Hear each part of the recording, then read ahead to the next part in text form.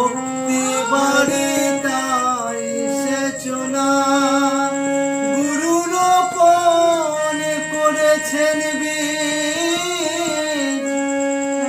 ভক্তি বাড়ে তাই সেচনা ও মনি একা যদি না পারিস মন ও তুই রাম প্রসাদকে সঙ্গে নে না।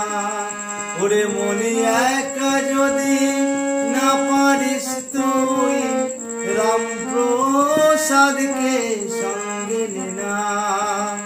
মন রে সে কাজ জানো না এমন মানব জমিন রইল পতিত।